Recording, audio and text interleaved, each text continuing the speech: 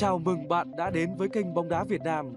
Đây là thông tin mới nhất về đội tuyển Việt Nam trước trận đấu với đội tuyển Nhật Bản chiều ngày 11 tháng 11 tại sân vận động Mỹ Đình. Trong ngày mùng 5 tháng 11, huấn luyện viên Park Hang-seo đã cho phép nhóm U23 Việt Nam vừa được tăng cường lên đội tuyển Việt Nam được tập phục hồi.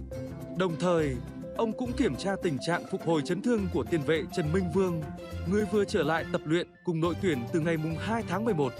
Buổi tập chiều qua, nhà cầm quân người Hàn Quốc nhắc nhở các cầu thủ tập trung di chuyển trong phạm vi ngắn và dứt điểm chính xác vào những khung thành có kích thước nhỏ.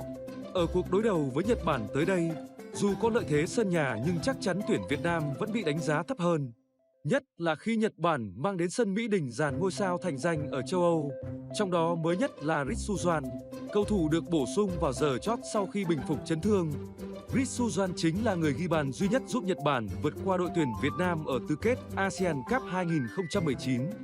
Một thông tin khiến người hâm mộ rất lo lắng cho thầy trò huấn luyện viên Park Hang-seo là sáng ngày 6 tháng 11, ở khu vực khách sạn Grand Plaza Hà Nội xuất hiện một số ca nghi mắc Covid-19. Có khoảng 3.000 người ở khu vực này sẽ được lấy mẫu xét nghiệm, bao gồm các thành viên của đội tuyển Việt Nam đang đóng quân tại đây.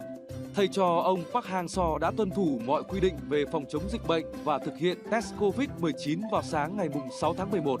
Các trường hợp F không được phát hiện là người từ nơi khác đến làm việc, không ở tại đây, gồm người làm công tác giặt ủi, bảo vệ nên có lịch trình di chuyển phức tạp, đi lại nhiều trong khu vực, các tầng trong tòa nhà văn phòng Tramvit và khách sạn Grand Plaza nên nguy cơ lây lan cao. Khi tập trung tại khách sạn này, đội tuyển Việt Nam luôn thực hiện nguyên tắc bong bóng khép kín. VFF và ban tổ chức trận đấu, trong đó có Sở Y tế Hà Nội cùng nhiều đơn vị khác luôn phối hợp chặt chẽ để bảo đảm an ninh, an toàn cho tất cả thành viên của đội tuyển. Thầy trò ông Park Hang-seo sẽ tiếp tục lưu trú ở đây để chuẩn bị cho trận đấu gặp Nhật Bản.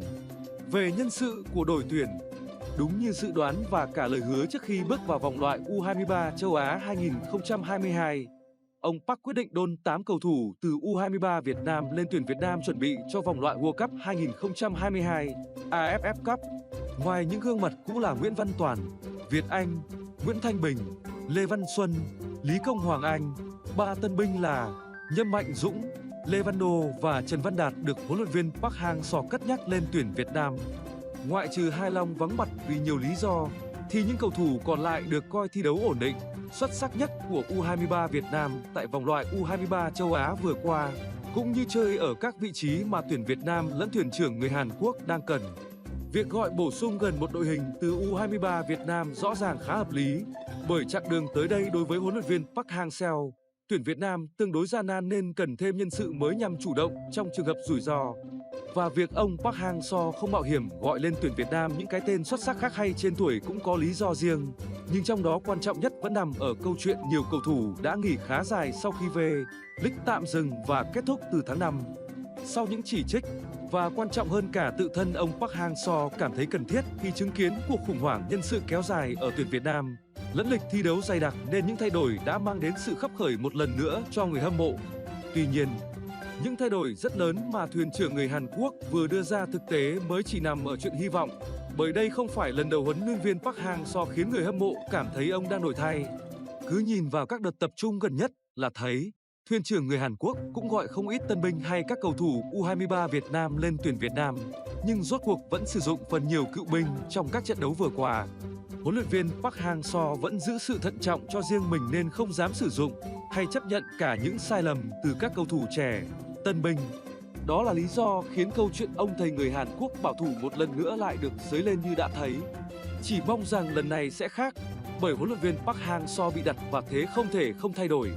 Thầy Park cũng cần chuẩn bị hành trang mới sau quãng thời gian quá chắc chắn nhằm hướng đến thành công hơn trong tương lai. Đương nhiên, thầy trò ông Park lẫn người hâm mộ cần chấp nhận một vài thất bại hay sai lầm nữa để đổi khác. Còn cứ muốn thắng hết tất cả các trận đấu tới đây, xem ra lại chỉ là hy vọng rồi thất vọng. Cảm ơn các bạn đã xem video của chúng tôi. Nhớ đăng ký kênh để cập nhật thông tin mới nhất về bóng đá Việt Nam.